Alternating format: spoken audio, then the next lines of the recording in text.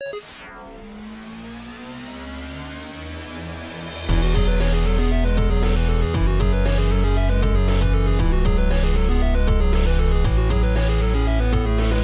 is the Humans of Gaming podcast, an open and honest conversation about games, life, and belief. Well, if you're listening to this, wait, are we ready? Yeah, I think so. That was kind of a rough, I kind of screwed that up. If you're listening to this. I like saying if you're listening to this because it implies that they're just playing the audio file maybe, but aren't listening to it. If you're listening. Yeah, I don't know why I say that. I need to write down the script for that line because I always get confused about how to actually start, even though it's supposed to be super cash. I never noticed that stuff when I'm actually listening to the podcast, Have you listened to it lately? Let me see the last one. Maybe Tales was the last one or something. Hold on. That would have been one of them, I think. Yeah, it's pretty recent. One of the rolling starts. Yeah, I that may be the last one. I don't remember. I'm looking now. Oh, I didn't hear Gilgenbach yet. Bach? I don't know. That was a while ago. That's that's on the front that's page. Not a podcast. That's why it's a print interview. Yeah. Wait. We need to have him on. I don't think we actually did one with him. No, we haven't. At Oh all. wow, her story, huh? Cool. Yeah, Tales is the last one I've heard. Well, I feel like I gotta start it. Are you watching the debates tomorrow, Jay? Are they on cable? Then yes. No. Yeah. Also, I have too much work to do anything. Are you under the gun right now? I guess you are. So I have this crazy thing I'm doing this week. It is I am calling it the 1 week Dream World Challenge. Can Jay finish 8 scenes? ? Exclamation point. And so what it is I saved... Why did you go with ? Before the exclamation point? Because it's first a question and then... Okay. And then exclamation point gives emphasis, right? Right, yeah. I asked the teacher that in elementary and she's like, I don't think it matters. But good question. I remember that. Well, if you're listening to our podcast, which you probably are if you're hearing me right now, then you're also listening to Jay Tholen. Jay is a good friend of ours. Full disclosure. Even though we've never met him. Jay, we've never met you. Yeah, I know. Every time I've only been to one PAX, and you guys were not there. Yeah. I don't really go to PAX, I guess. I feel like we've met, in spirit. Okay. Just digital space. Yeah. Well, I do too a little bit. Jay is known for a lot of things, but one thing that I think most of you probably know him as is the guy who made Dropsy, which I think on the day this is coming out, it will have literally come out the day before. I think that's the idea. It's coming out September 11th? Is that oh no. Is that Friday? So we have a new date, the release date September 10th now. I might have told you something. Yep, that's right. It's that's it. Huh? It's coming out September 11th. So yeah, Jay, your game just came out. How are you feeling about that? Is it doing well? I'm really rich now, so I shouldn't even be talking to you guys yet. I mean, okay. Right now, yeah. Well, how much am I being paid for this? This is why we hunted you down before it came out, so that we could get you before you're rich and famous. Too cool for school. Even though it's not in the best interest of a podcast, I guess we should tell them what date this is being recorded for context. Yeah, so it's August 5th. Yeah. And it's the weather is still kind of summery. Yeah. Ugh. Football's about to start. Well, my AC is broken in my car, so my back gets really sweaty and nasty. Yeah. So other than Dropsy, what stuff do you do? You're a musician, right? Yeah, I guess. Or you have been in the past. Yeah, well, I am, but I mean, I don't know. I'm more a play-arounder, because I feel like people who actually know harmonic theory and music theory should be called musicians, and I just play around with crap and then layer it 100 times until it sounds really cool to me. Do you think that Kanye West knows music theory? I think he knows some. I've seen him use a sampler. Have you seen any of these videos? of him. You've used a sampler though, right? Well, yeah, but he layers like samples on top of each other that have pretty complex harmonics going on. So he has to at least, maybe he developed an intuition if he doesn't know a theory itself. But he's really quick, like these buttons. He's just like presses them like lightning and layers all these samples just on a little keyboard like sampler, and it's crazy. Okay. Oh, I want to do something fun since we're recording this before the game comes out, and it'll be released the day after. Oh, yeah. I want you to predict your Metascore, your Metacritic score. Okay, I think this is real hard. Okay, because the socially conscious, it's a real. Or if you want, here's your choices. You can predict your Metacritic score, or you can identify and predict 3 outlets what they will score it as, or what they'll say, because a lot of them don't even score anymore. Right, that's true. Okay. Mainly, I just want to know what you think Polygon will give you. Man, that's the question. Because will they think I'm being insensitive because Dropsy has an appearance of having a developmental disorder? Or will they think it's good because of all the representation and stuff that's in this game and positivity? Does that stress you out, like the fact that people will take stuff like that the wrong way? It doesn't worry me too much because I know players at large, the people who are going to play it anyway, are just going to play it anyway, I guess. But our big trailer just came out, and our first initial trailer, not the launch trailer, which I think will be a bigger. We're working to make that pretty special too. It's going to be like a sing along, but. So you were telling me what your Metacritic score was going to be, or what Killscreen, Polygon, and Edge were going to say. Some of the comments that we've had some guys just like rake us over the coals in the comments, and they're like, "How is this even okay? You got a pedophile clown hugging people?" And like, I'm like, where do you get that? I've lost the ability to see him as creepy at all. I just think he's a little bit adorable, and I know that he's just a good guy. So I don't. I guess it's like. I've used the analogy of if you've moved in next to like a neighbor who you think is kind of weird at first, but then over the years you get to know them and they're just good. They're just good, a good person who you misunderstood at first. It's like in the movies where there's the trope, like in Home Alone, how that guy, he was supposed to have killed people in the neighborhood or whatever, but he's just a really good guy, you know? But so I feel like that about Dropsy now. Like I feel like I almost know him. He's a good dude, so I can't. So. It varies so much, all the responses, and I've had people who just saw it say, "But he's so cute too," so that comes through too. So I have no idea how the media outlets are going to react because it is a very, very positive, like super, like the undercurrent of joy and positivity and like goodness is so strong in this game that. Yeah. If a reviewer plays it, I think that they'll appreciate that if they're one of the ones like Polygon who try to turn their articles into think pieces a lot, you know, and write about social things through game reviews a lot. Then I think they'll find a lot to appreciate as long as they don't think I'm making fun of people with developmental disorders, which I'm not. We don't make fun of Dropsy at all in the game. So would you say that Dropsy does have a developmental disorder, or is that like totally outside the scope of the game? It wasn't even I realized that it looks an awful lot like that. So, and he shares traits with people who do. So I planned consciously around that because I have relatives who are autistic. And I don't want to make something that'll hurt them, you know. So I've definitely planned around it, and it fits into this theme of belonging a little bit too. But Dropsy is treated like Dropsy is the only pure, like completely innocent, like maybe not completely. He does clumsy stuff, but you know he's the good guy in this game. He's everyone else has their little flaws or whatever. And so he's treated with a lot of respect, and you're never supposed to laugh at him, really. So I don't know. Yeah, I don't know what the score will be. I'll say I'm gonna be real positive and say low 90. Really? Yeah. That's brave. That's awesome. Yeah, because cool. I think, especially by the end, like when it's in the state I want it to be in, which it will be in about a month. I think we have something really special. Will you be disheartened if it's like 70s? No, no. That's my low expectation. I'll be disheartened if it's below 70. I'll be disheartened. 69. Because it's such a weird. 68. It's an adventure game.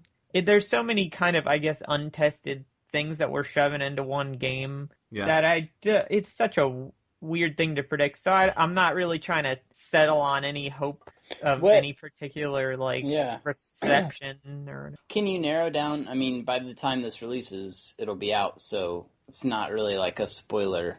But can you articulate like what it is that's really unique and untested that you're doing that you think is going to resonate with players? Yeah, and I guess it's not that inventive or whatever, but it does combine things that normally aren't in the same game. The adventure, we're billing it as an open world adventure, and so what I guess that means is there is a main sequence of puzzles you can do to push the story forward and beat the game and get to the end of the plot. And the plot in the game, it has very few movements in it. There's like one big climactic thing, but it's relatively small plot-wise. Like there's only a few things that happen in it. But there are also hug puzzles, which is what I call them, hug puzzles. And I guess I should explain like a little bit about him. Dropsy is like a carefree, like perpetually happy, seemingly, like clown whose circus burnt down during a performance about 5 years before the game begins. And he's become sort of a local legend in the town. A lot of people are scared of him. Or don't understand him. And there's some people in the town whose relatives died in the fire. So they have good reason to be afraid of you or whatever. And the media kind of played up, the local like town, newspapers and stuff played up that you might have done it or started this fire and everything. Mm-hmm. So, but a lot of the game is you going around this world where most people are somewhat miserable or sad or whatever, or just hate you. Yeah. And you, Dropsy just wants to hug them, but most people won't let you hug them if you're a clown that looks like Dropsy does, and you approach them for a hug. So you have to figure out a way to sort of get them to let you hug them. And there are a lot of the optional puzzles in the game. Some of them are mandatory, but most of the hug puzzles are optional, and every single NPC or character in the game will be huggable somehow.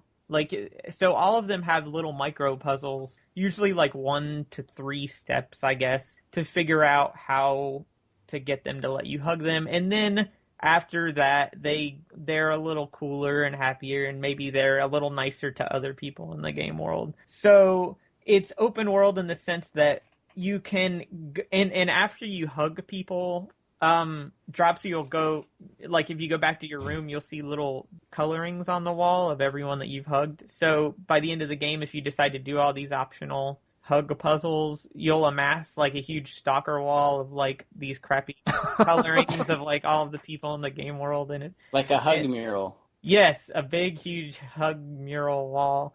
And we're going to add like a little stack of blank papers to show you maybe how many hugs you have left approximately. And when the stack is empty, then you've hugged everyone. Because that's some feedback we had is people didn't know how many hugs there were left to give. And yeah, in the beta, not all the hugs are in yet. That's something we're like frantically like putting all the hug puzzles in. Can you go back and hug people you've already hugged? Like a yeah, extra love?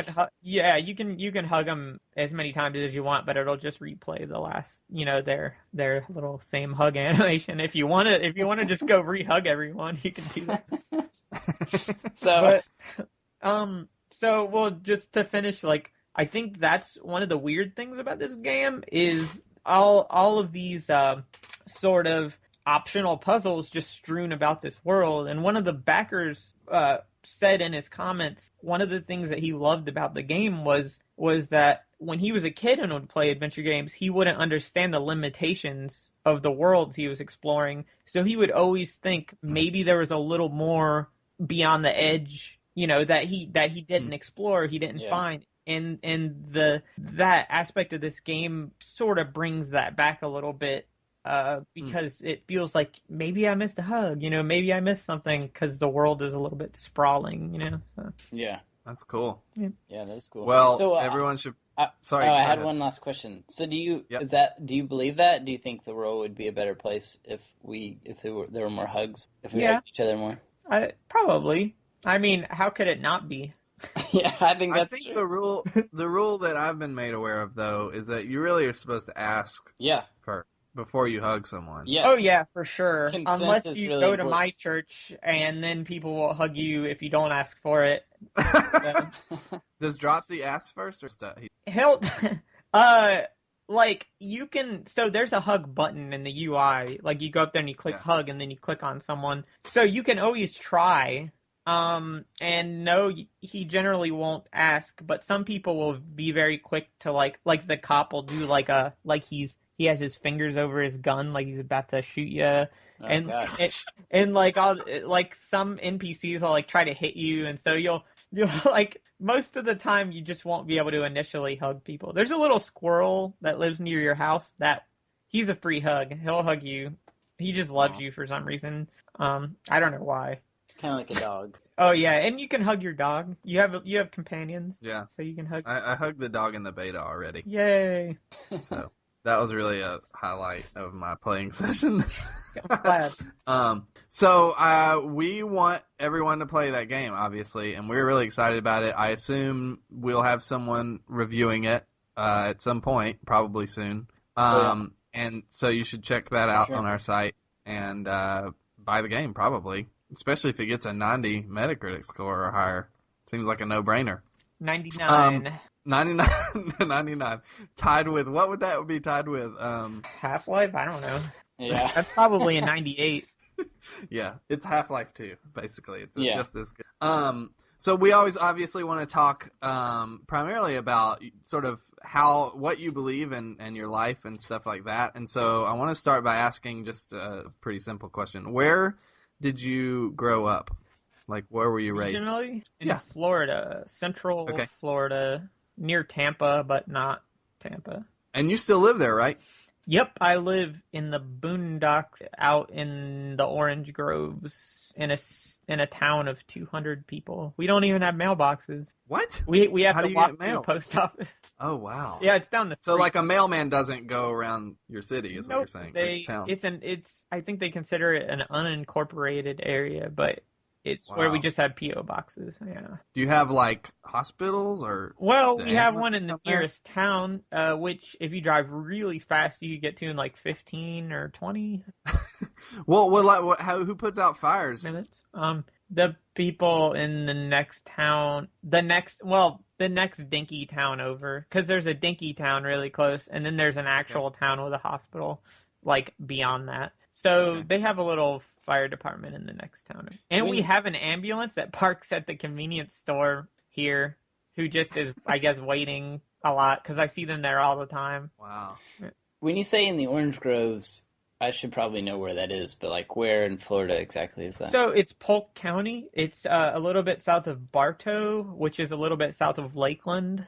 And Lakeland is in between Tampa and Orlando. You draw a line, and it's like right in the middle of Tampa and Orlando. Yeah, I know. I actually know where that is. Yep. Okay, cool. So we're way south of Lakeland. And you've been in that little town your entire life? Not this little town, but around here in the county, yeah. Cool. So did you grow up with two parents? Yeah, but they got a divorce around when I was 18 or so. 18, okay. And were you raised with religion as part of your upbringing? Yep. Pretty, well, yeah, though it was sort of back-burnered until I was about 16 or 15, maybe. Okay. In terms of your upbringing, it was on the back burner? Yeah, like my dad was just incredible. Like he had a job that just insane hours, so he was, I think, exhausted a lot, and so I just don't think he had time. Even though I knew he was a very, very strong believer, and he always was. It was just, I think, an exhaustion thing and a time thing why we didn't really attend church regularly for most of my life. So. Yeah. So Drew and I know a lot of this, but for the listeners, you were raised as a Christian. Yeah. Okay. Was your mom a Christian? Yes. I think she identifies as a Christian. Yeah. Okay.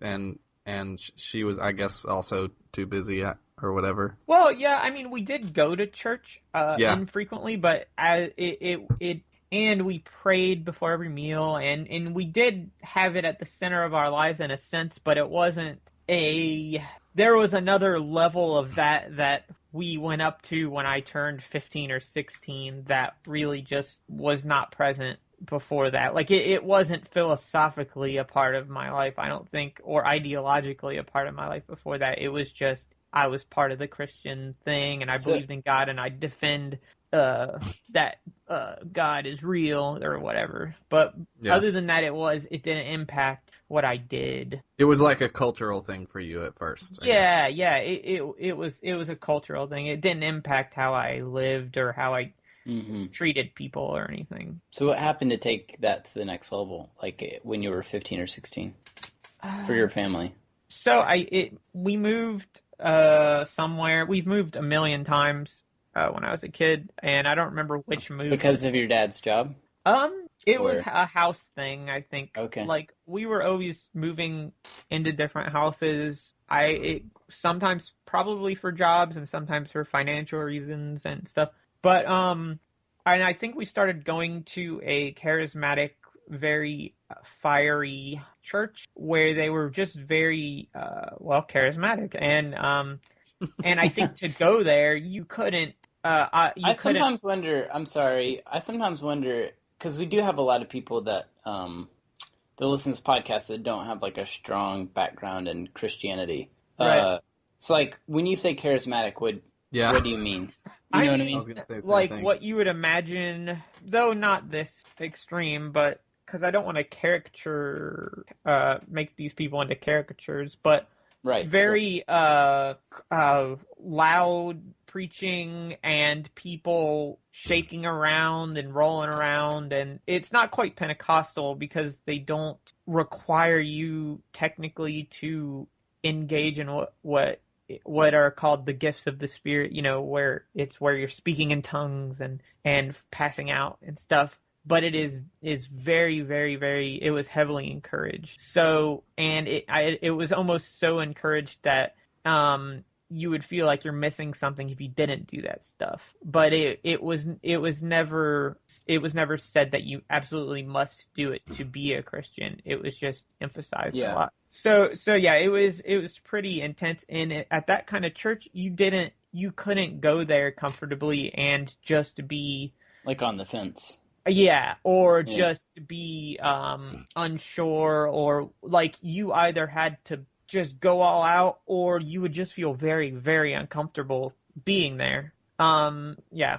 So it was that, like, the charismatic nature of that church is what pushed you into really feeling like you had to be in the faith. Like, I think so. Take it seriously. Like my dad, he became a Christian at a church like that, which is actually the one he goes to now, and the one I run a projector at and attend now is that same church, and it was founded in the 70s in the Jesus movement, which was kind of a time when hippies were a hippie sort of Christian movement somewhat, but it was it was quite conservative in a lot of ways as well, even though it was a lot of hippies that were getting into it. I think it was a lot of hippies who were testing the mettle of the ideas that they had, and then they were like, well, this doesn't feel very secure to me, so then they moved back into Christianity, but made it more of a somewhat more inclusive, though it has definitely drifted into way more of a very, very hardline conservative thing now. Most charismatic churches, I think. Yeah. But, so it was familiar to me, like that kind of stuff, and I had lots of childhood memories of being at a church, like, vague nebulous memories of the charismatic stuff and Pentecostal type stuff happening with rowdy, like, people going crazy and stuff. But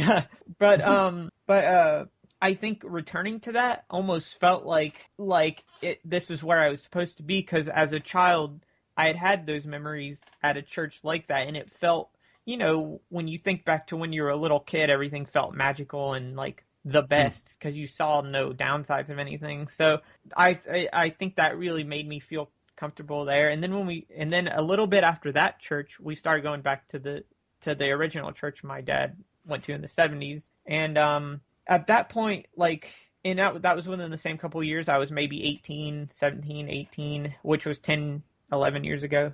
And at that point, I just really started reading theology, reading the Bible a lot, really considering what I believe and wondering, like, I really just felt like I wanted to get close to God, and like I had, like, that part of my life was just missing, I felt like, at that point. So that's why I was seeking that a lot, I think. Yeah. Mm-hmm. That you said that was at 18? Yeah, like 17, 18, I started. So that was around the same time your parents got divorced? Yeah, around that same time. And after they got divorced, my dad started going back to this church because they started living in different places. And then it became more viable to go back to his old church, which is about 45 minutes away, but that's closer than it was before. But that's still the church he and I go to, even though theologically I'm way probably different now. Yeah. But yeah. I still go there. Huh? How are you different? What do you mean theologically? Well, I don't know what the heck to call myself now in terms of whatever I am, but I'm not charismatic. I'm not. Yeah. I don't believe that the gifts of the Spirit, as they are called, manifest in the same ways. It strikes me as a little pagan, to be honest, the way a lot of these things happen. But people who believe that, I have nothing against, and I don't think they're wrong. Really. You mean pagan in like the truest sense of the word? I mean pagan in like you're beckoning a God who is distant to come, and like there's a lot of repetition of words and like, oh Jesus, oh no, right. Come on, healing, and like this kind of thing, and like, and it's almost like when they're lifting hands over each other for healing, it's almost like there's this imagination of like having to beckon God and repeatedly ask him, please, please, please, please, and like so that maybe a little bit of this power will flow through me and do please, please, and it's just like this tense and there's a lot of claims of like this is the most joyful thing, but it doesn't feel very joyful to me. It feels very tense and like you have to beckon this distant God to like please do something, please, and I feel like a lot of that stuff. I feel like a lot of the actual stuff that Jesus wanted us to do, which was, I always say this verse, this is like, I think probably my favorite verse, but the fruit of the Spirit, which are love, joy, peace, patience, kindness, goodness, gentleness, faithfulness, and self-control. Did I get that right? Yeah, I think so. Okay. I haven't memorized. Drew would know. I wouldn't. I haven't memorized because there was a those kid song are the evidence of like what a Christian is, and if God's living in you, then you'll actually be gentle, and you'll actually be kind, and you'll have that. And I feel like a lot of this stuff of trying to beckon God and get His Spirit, in quotes, to come down and do stuff, I feel like we're just like borrowing old sort of pagan ways of doing things again, instead of actually like being Christ to the world, which is exhibiting those things. And I think all like love, joy, peace, patience, gentleness, I think those are tangibly powerful. Like if we do those things, then they have if we actually tried to do that, like that would have a very powerful impact. So I that's how I'm different. Like I really don't think that it's necessary to have to beckon our God to come down. I think he's always near, and like when we operate according to the things that he likes us to do, like the love and joy and that, like I think that's when things change. Yeah. It sounds like you're describing Dropsy a little bit. Yeah. Like the fruits of the Spirit and what happens as a result of. Yeah, it's definitely like Dropsy's kind of not allowed to do anything other than good stuff. Like, okay, I take that back. Like he'll see a shiny coin somewhere and he'll pick it up. But like, what a jerk. Yeah, but it's a naive kind of, thing. Yeah, it's definitely, there's no way I could make a project that takes me 4 years and then not have meaning, and I think, and if I didn't have that meaning in there, then I would feel like I wasted my 4 years. Like it's not a message. I'm not trying to like tell people this is how you should live, but it's just comes out of me because that's just what I deeply believe, Yeah. and I want to make something I create reflect that as well as I possibly can. So This is kind of a sidetrack, but it's fascinating to me, and I know publishers aren't always like a big deal, but you're on a publisher that has like a select few games that they publish, Devolver, and it's fascinating to me that one of the two of their games are Dropsy and Hotline Miami, which are and Mother Russia Bleeds. If you want to go, I don't think I've played that one. it's not out Is yet, it new? but it's incredibly violent. So Yeah. I think they Well, they actually kind of have a number of pretty it's really violent games. yeah. But what's interesting to me about Hotline Miami is that it is kind of like this. The only input is bludgeoning or shooting, like just incredibly violent, and it's the whole loop is just around that, for better or worse, right? Right. I mean, it has value in what it is, but it's interesting as Dropsy as just a complete counterpoint to that. I'm not sure they even knew that Dropsy was that when they signed us. I don't think they knew a whole lot about it. Like I had the info on the Kickstarter, which was relatively vague. It definitely didn't emphasize the good undercurrent. So that's interesting. If you feel like they didn't know what it was, how did you get that deal? Well, I think they saw that it was an adventure game, which is something that I read they were looking for at the time, and it was pixel art, which is something they're into, and it was kind of in their style, I guess, like a very crazy palette, and the music was similar to the kind of music they have in their games, and just like it was very Devolver-y aesthetically. They definitely. Well, now they probably know some stuff about my beliefs, but I haven't talked to them about it. Like, I mentioned it, and Nigel, the guy who I talked to most from Devolver, he's like, oh, it's cool. Like, they're very, very hands-off, I think, on purpose. Because there's another game they have, too, I think that your game could potentially be an interesting counterpoint, too, and that's, I just totally blanked on it. The puzzle game that's, this like a humanist retelling of the Garden of Eden story. Oh, Talos Principle. Yeah. So it's obviously that's one of their you're biggest, coming. Yeah, obviously you're coming from just as a designer from a different perspective. Though I feel like that game is probably way closer to mine than a lot of, which is funny because it's a sort of AAA game, but it's way closer to my game in spirit than most of the other ones, just because it's trying to ask questions a little bit that are beyond I don't know, Hotline does that a little bit. I don't know. Yeah, I mean, I don't want to say my games, like most of the games probably do that in some sense, so. Yeah, it's hard. I guess in my mind, Hotline Miami and Dropsy are actually very close while also being very far apart. Like, they're both about this one thing and what it does to a world. Right. Right? Like, the way that you can affect your world with just a simple act. And in Hotline Miami, that act is violence, and in Dropsy, it's hugging or love, right. Which is a stand-in for love, right? Right. Yeah. So. I mean, I think that is a very good. It's almost an inverse. I don't know. It's like it is close, I guess. Though more Hotline Miami 1. I think 2 is more just straight up action with the subversive elements as maybe they take a lesser role in the sequel, maybe.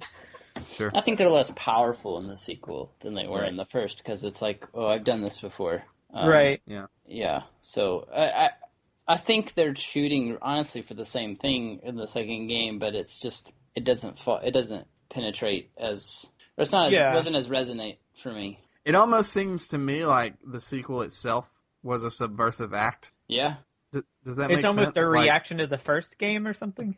Like a reaction to the expectation for a sequel. Not that there was one for Hotline Miami. You're right. With the players and all that stuff.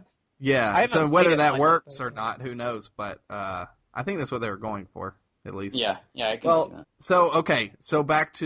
So here's a question I had. Was there a point in this, it seems like there's a time span from sort of childhood to 18 years old.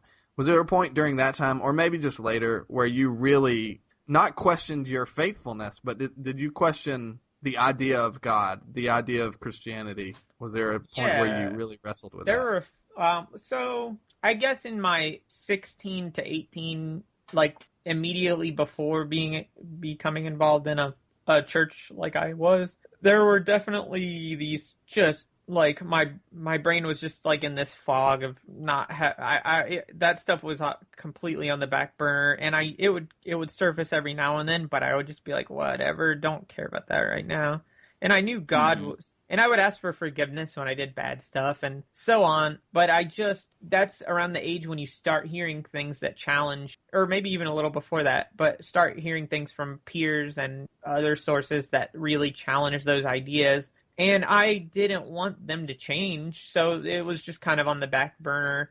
And I would still very much defend the faith or being a Christian or something, even though it would be in a very tribalistic way, probably. If someone challenged God, I'd be like, oh yeah, well, God is real. And I would like tell them what paltry, like, stupid defense I had at the time of why God is real, and you're stupid. And like, it would just totally, it wouldn't have been in the spirit of Christianity, and it wouldn't be a Christian thing, but that's what I would have been like. So I never really did much major questioning, except until, there were 2 times. My sister started dating a dude, and he was reading all this existential stuff like Camus and those guys. And that was maybe in 2008 or something like that, 2008, 2009. And then I started reading that stuff, and it didn't really challenge my faith a whole lot. If anything, I felt like Camus and Nietzsche. Is that how you say his name? Nietzsche? Yeah. Sure. Whatever. Nietzsche. I feel like Nietzsche, which are, I've heard so many internet people say it all different ways that I just have no idea. But those Make guys, up your mind, internet people. those like philosophy 101 books, I felt like they almost reinforced my faith, because a lot of these guys ended up in such a miserable, directionless, or even chaotic place by the time they were at the end of their works, that I just felt like it opened up a need for God even more. Like, it showed you a need for God by reading that existentialist stuff. So I was like, okay, I believe in God even more now. And it drove me, like, after reading books by them. And then, but in 2011, 2010 is when it started. I really, like, that's when the charismatic stuff very much went away. I started fell apart for you in your mind. Yeah, it fell apart. Okay. Like, it just was unsustainable. Like, I started meeting people who were very dedicated Christians, who were just incredible people, who were having an enormous impact on the communities around them, and and they were just really good people who looked a lot like Jesus. Also, Mr. Rogers caused this a little bit too. In addition to these people I was meeting, and some of them were very liberal, some of them had theology that was still it very much left field to me now, that I do not agree with. But and they were just and they didn't believe in any of the charismatic stuff that I believed in. Most of them didn't. Maybe some of them a little bit to some degree. And I'm like, well, gee, wait a minute. If this is the way that God's Spirit is supposed to be active in a person through these sort of physical signs, and this is the way that it happens, then why are we so insular at my church community? And why is there so little happening to where we're actually loving people? And then these people I see having an impact, and like, I hate the word impact. I think it's so much church youth group stuff or something. Anyway, but really, they were like, they were having they were having an impact. Like, they were having a good, like, people were actually being helped by them. Right. And they believed things that I was taught were just very wrong, and that God would probably be far away from people who believed such things, you know? Mm-hmm. And how are they still doing this? Because obviously, like, I'm curious of an example, like the things that you would say some of these charismatic people in these charismatic churches you were attending would say God would be far away from people because they believe what? Well, maybe not like, far they away, deny but some of the charismatic gifts. Is that yeah, what you mean? like if you believe something differently, perhaps about like you leave yourself open to attack. For example, like if right. you're not protected, if you don't have this prayer covering, and all these words I don't expect anyone to understand, but it's just stuff akin to like spells, in my opinion. If you don't have this prayer covering around you, then you are open to attack. You can get spirits on you, spirit of alcohol, spirit of whatever will get on you, and then you can't get that thing off until someone anointed comes up, anointed with the Spirit of God, comes to you and helps deliver you from this thing, or unless you receive the baptism of the Holy Spirit, which is just another way of saying, like, my very specific strain of Christianity, you know. But, so I like, and honestly, I still go to this church, and I love all these people, and I don't really, for some of these people, I think it's fine. Like, just believe that. It's just fine. Like, I don't even think it's that bad, honestly. But it just, in terms of it making sense to me and it testing as true to me against like what Jesus said and did, it doesn't to me anymore. But I also don't think that it's necessarily bad. I think it's great for some people. Do you think, though, this could, I don't know, do with this what you will? Well, I don't want you to cause you conflict, but I'm just curious. You say you think it's kind of okay. Yeah, that's true. No, I mean, I think people will listen, but not people in my church. So right. Do you think, though, because you seem to have landed on this kind of, you said earlier that the fruits of the Spirit, love, joy, peace, patience, kindness, goodness, faithfulness, gentleness, and self-control. Those are things. Y'all are show off. Sorry. I know very few verses verbatim, so that's just, you know. Yeah, I really only know that because of this children's song. Say the fruit of the Spirit. A Danielson song helped me with that one. The one I know is the fruit of the Spirit's not a banana. That's so true. That's really. But anyway, so that you were saying that's kind of like, that's one of the ways you experience God is like when you're exhibiting those fruits, or you see those fruits in somebody else, like that's one of the ways you connect to God. Would you say that, like, some of the charismatic experience you've had anyway would distract from that on some level? Yeah, I think that's why it became unattractive. Like, because I think there's more emphasis on, not more maybe, but a heck of a lot of emphasis on this experiential stuff, while the music, and it's almost always while the music is playing, the worship songs, which are always very slow and sappy and atmospheric at most of the time. It's just, I feel like that is stuff that serves ourselves inside of our church. And let's say it is true, like it's just us inside of our church. Yeah.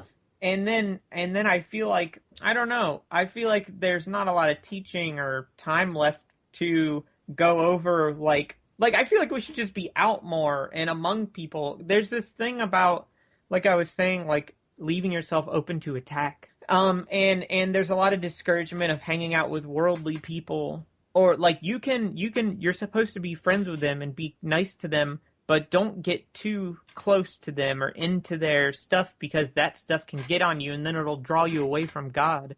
Like, I feel like that is almost, when it gets to that point, it's almost the opposite of what Jesus was saying. Because what is Jesus so weak in me that... Yeah. And I understand for some people who are tempted by things, like people who have a problem with alcohol or people who have a problem with certain things. But as a general rule, I think we need to be, I'm not going to say engaging. I already said Just use those words. I think we need to be engaging, or we need to be with people and being actual good friends to people, and not just having relations. Not just going out at these set times with the express purpose of convincing people. Yeah, and I mean, I think you see that in the light, like if you read the Gospels, Matthew, Mark, Luke, and John, you see that over and over and over again in Jesus' life, is that he's hanging out with people and being genuine among them. And that's one of the main things people criticized about him. Yeah, he hung out with people enough that he was accused of being a glutton and a drunkard. Yeah, I mean, he obviously was enjoying his time with these people. Yeah, for that to be a thing, and I don't know, like it. Yeah, and it's like I'm with you, because I think I didn't grow up charismatic or whatever, but there's certainly like people in the Christian circles that I sort of frequent that are still very fearful. It's a different sort of fear, but it's very fearful of like being too close to the world and or being too close to people, and that sort of rubbing off on you in this really like faith damaging sort of way. And it's a little sad to me in the sense. I'm sorry, I'm gonna let you finish. Oh, well, I was just gonna say, and I think like there's some risk for me, like as I'm a Christian professional, basically is what I am. My job. Like there's some risk for me in like deliberately trying to have relationships with people outside the faith. Some people outside the faith. Right. There's some people that's totally safe. Particularly Stu Horvath is a real problem. But I just like I just thought that was funny because Stu's like a resident atheist. Yeah. He'll appreciate. Is there a band called Resident Atheist? I hope so. Anyway, sorry. Yeah.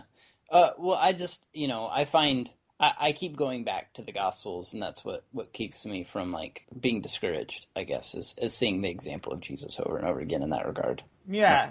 It's just I don't see how that connects to saying, don't get, too near to those people, or alternatively, there's this incredibly huge barrier to entry to being able to do that. You got to get prayed up. You got to get prayed up enough to be able to go out there and really, and it's and that's like what is said often to discourage it, I think. But I don't know. And the thing that really kind of makes me sad is that I think a lot of people have the perception that exact thing has happened to me because I have so many acquaintances who are not Christians. It's it's because of that I have had this change in belief, because I don't really talk about it much. If it comes up, I'll talk about it if someone really asks me, but I don't want to open that can of worms. But like, I think that they think that it's because of the world having an impact on me that I have changed, and I ascribe my changes to reading the words and actions of Jesus and considering them very deeply, and that's why I've changed. That's why I think I've changed. It's definitely not because I want to hang out with some cool atheists and I want to be part of the cool atheists now because that's so tempting or something. Like, I got over wanting to be part of like groups when I was in 12th grade or whatever. Like that part of me is gone. I no longer am tempted to want to be the part of the cool group. Oh man, this Christian stuff is lame, so I'm just going to change what I believe so I can be cool now.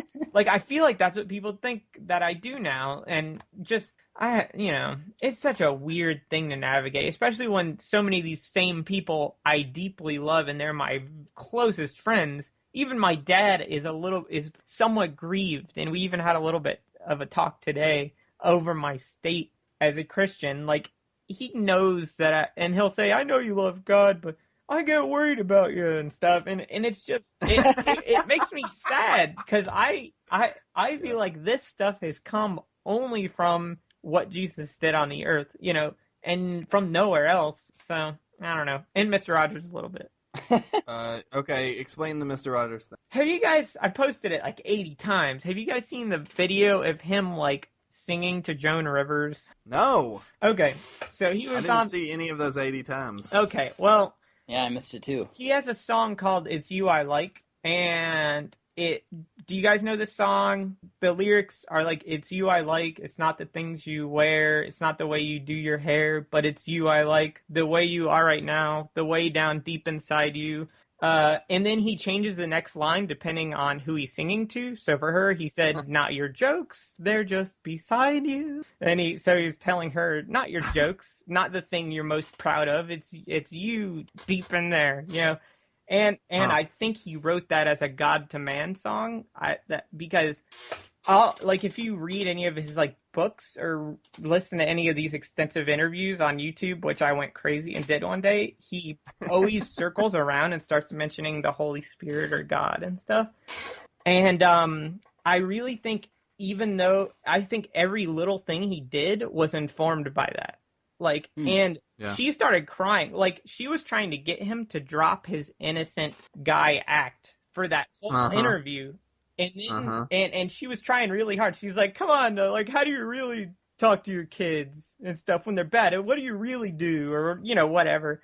And he just was not budging because that's how he really was. He was just like a freaking super gentle, like good and kind guy who saw value in everybody. And so she started crying when he started singing that to her. And she like had her mascara running a little bit and she was like trying to wipe it off. And I feel like this was this crazy moment of humanity, like these two contrasting things. This lady who made a career on kind of, in a way, tearing people apart with her humor. She was very critical of people. Not saying she was bad, but it's just her kind of humor. Yeah. And then the most gentle guy ever telling her he really liked her. It must have just been a really weird thing. And I feel like that is a very good example of what Jesus wants us to do, Yeah. Really see the value deep in there that he put in people. I don't know. And so that has informed my theology a lot. Mr. Rogers. I cried because of that stupid video a few years ago. It really probably changed my life a little bit. Wow. That's cool. It's actually kind of moving to hear you talk about it. Yeah. Thanks. Yeah. And it seems like something, it definitely comes across, I think, in your work and in conversations with you in general. You're obviously very motivated by this model that not just Mr. Rogers, but it sounds like Jesus. Yeah, for sure. Yeah, I feel like there's not much else there's not anything else to that Ecclesiastes stuff. What meaningless? What else are you gonna do here for anyone? Yeah. Mm-hmm. Well, this is the last question I'm gonna ask. What is the one thing that you hope people gain from playing Dropsy? It's so weird that I'm talking like this about this game, because look at it. It's this freaking clown guy who hugs people. But, for me, I really think it's that meaningful. The rest of my team even would be like, what the heck are you talking about? I bet if they heard this. Do you really think that? Maybe, because I don't think they're Christians, and it's just like, the music is beautiful.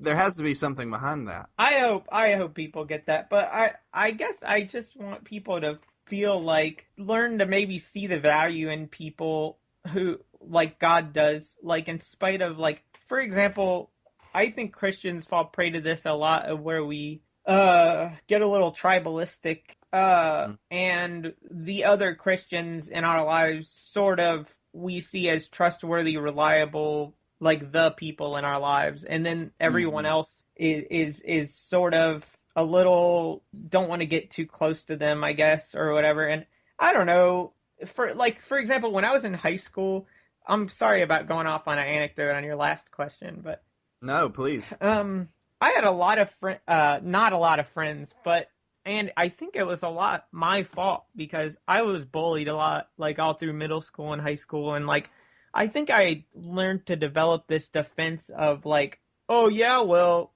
and I was already making a few games back then. That was my dream, but I did give up on it after I had to drop out of high school. But I developed this thing of these stupid popular jocks. Yeah, well, you might be cool and you get girlfriends, but you can't make computer games or do art on the computer like me. And I remember going to Cafe Press and making a super sweet looking shirt with my pixel art on it. And this was 2004, back when Cafe Press first started. And and it had jtholen.net or actually it was digitalwasteland.net, my old website. And it had a cool thing, and I was super proud of that. That was the point of pride, and that was what I was clinging onto. And that was and this internet community I was in, I had just joined something awful, so that gave me a little bit of this cockiness as well. But I still was miserable about myself.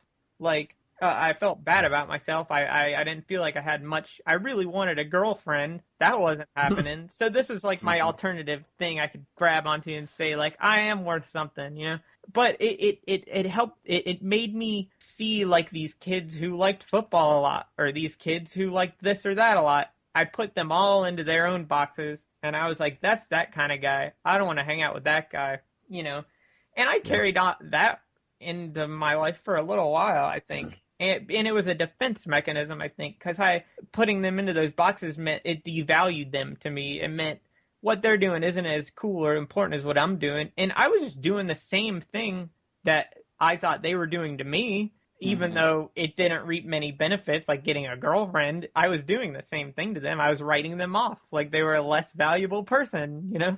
And so I think Dropsy's a little bit of a hits on that. Like seeing like, you know what? No, they have infinitely complex interests. They were born with dreams and like hopes, and they have things that they're scared of, and people that they love, and people that love them. And like, that's why we tried to make or in my opinion anyway, why I wanted to make every character in the game huggable. Like, you find out a little bit about their life, and you can empathize with almost everyone. Like the crazy cop who pulls his gun on you, he has something good about him, you know. But so I guess I want players to see that God has imbued everybody with some kind of something in there that they have of value, and it's not like anything anyone else has, you know. And and you don't need to rely on these stupid, like, oh yeah, I'm into the games, I'm a cool game guy, or whatever you think is cool to for your value. Like, you have something already in there that you were just created with that's really valuable. And it's like the Mr. Rogers song. Yes, it's like the Mr. Rogers song. And I feel like Dropsy sees that in everybody, kind of. Dropsy is, in a way, what I think Christians should be like in the earth, and recognize what God has put in every person and try to bring that out of them a little bit, you know? So, or I'm going to stop short of saying he's a Jesus figure, though he's a little bit, because definitely the idea of him having drawings of everyone he's hugged on his wall is like a little bit to communicate the, like, you know, that aspect of like just indiscriminate love. But yeah, so I guess that's what I hope people get out of it. Like, just realize the value that they have and that they're loved and stuff. Awesome. Well, that's cool. I'm super pumped to play it. Yeah, me too. And especially after this conversation. Yeah, no kidding. Jay, where can people go and get this game? Where would you prefer? Say where you would prefer people go and get this game, because we all know it's probably on Steam. I have no idea what the best place is. You can go get it on my website. There's a Humble widget. I don't know what cut they take, but that's like $10. Because I'm thinking of the dollars. No, are you on itch.io? Because it seems like that's the best. I want it. I'm going to talk to Devolver about getting it on there. So if by the time you hear this, if you can get it on itch.io, then grab it there, because I love that website. Those guys. That comes with a Steam code, so if you're a Steam guy, you still get it on itch.io. Yeah, and so I would say get it on there if you can. If not, everything else is about equal. Also, get the special, super duper special edition. How much is that? I don't remember. Maybe like 15 or 20. 20 maybe. 19 something. But it comes with both soundtracks. Or wait, I don't know. You'll see. The game will be out, so just but get the special edition. But it comes with the vinyl. I am making a little almanac for the game, because there's a lot of this weird lore crap in the game. And so I'm making a small little, like, book of secrets with some of the weird lore of the game world and stuff. With some of the weird lore. Yeah. Cool. So Dropsy, what's the address for the website, the actual website? It's dropsytheclown.com, and Twitter is @dropsytheclown. Excellent. And your personal Twitter is? It's @jtholen, but I'm too lazy to log in there, so I just use Dropsy the Clown now. Okay, so Dropsy the Clown on Twitter. You can follow me on Twitter at Dead Yet Living, and Drew on Twitter at DrewDixon82. Is that right? Thank you guys for listening to the podcast. Jay, thanks again. This was really great. Thank you.